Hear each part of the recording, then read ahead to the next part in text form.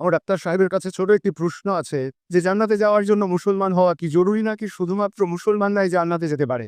ভাই, যে লোক ঈশ্বরের কাছে নিজের ইচ্ছাকে সমর্পণ করে তার নাম যাই হোক না কেন সে বেহেশতে যাবে। কি করলে বেহেশতে যাবেন সেই কথাটা রয়েছে সূরা আসরে ১ নম্বর আয়াত থেকে ৩ নম্বর আয়াতে বলা হয়েছে, ইন্নাল ইনসানা লাফি খুসর ইল্লাল্লাযিনা আমানু ওয়া আমিলুস সলিহাতি ওয়া তাওয়াসাউ বিল হাক্কি ওয়া তাওয়াসাউ বিস সাবর।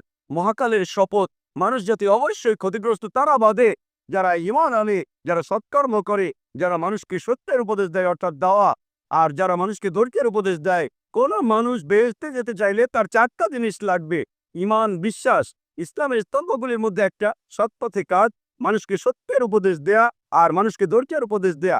এই ৪টা জিনিসের একটাও বাদ গেলে স্বাভাবিক পরিস্থিতিতে আপনি বেহেশতে যেতে পারবেন না। তাহলে বেহেশতে যেতে হলে ঈমান থাকতে হবে। সকল স্তম্ভের কথা বলেছি, একজন সৃষ্টিকর্তা আছেন, নবী রাসূল আছেন, তারপর পরকাল আছে, কিতাব আছে ইত্যাদি। ভালো সব কাজ করা আর মহান স্রষ্টার কাছে নিজের ইচ্ছাকে সমর্পণ করা। তাহলে সেই লোকগুলোই বেহেশতে যাবেন যারা আল্লাহ তাআলার নির্দেশগুলো মেনে চলে। ঈমান, সৎ কাজ, মানুষকে সত্যের উপদেশ দেয়া, ধৈর্যের উপদেশ দেয়া।